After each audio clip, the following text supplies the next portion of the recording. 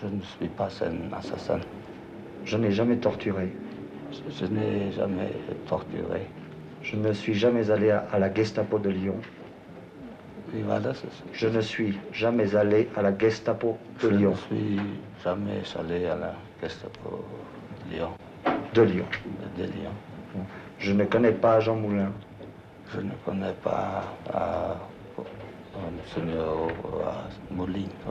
Moulin, ça vient hier, je pense. Quand on voit les images, j'ai fait à ce moment-là un zoom, un gros plan, et j'étais fasciné par ce regard. D'ailleurs, ce qui a justifié le zoom.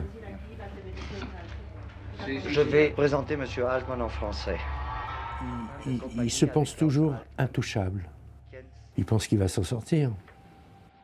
Ich bin nicht Barbie, wie ich schon gesagt habe, ich bin Klaus Altmann. Und die Staatsanwalt München wird Sicherheit Gelegenheit haben, den bolivianischen Behörden diese Unterlagen zugehen zu lassen. Je présente Klaus Altmann, la photo de Jean Moulin. Je lui ai demandé s'il le reconnaît.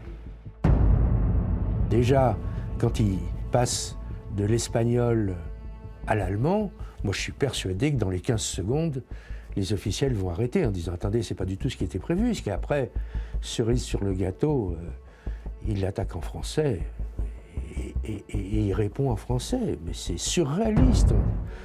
Alors ça a été formidable parce que l'ambassadeur s'est rendu compte immédiatement de la valeur du document et il est sauté dans un avion avec sa valise diplomatique et il a ramené les bobines. Lorsque j'ai vu l'émission à la télévision, j'étais frappé directement comme un éclair qui vient, une personne qu'on revoit devant soi subitement.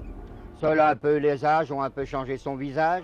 Pensez-vous que Klaus Altmann puisse être Klaus Barbie? La façon de regarder cet homme me rappelle étrangement ce Barbie que j'ai connu peu de temps, il y a 30 ans. À 13 ans, on se souvient très bien d'un regard. Pour moi, il n'y a pas de problème.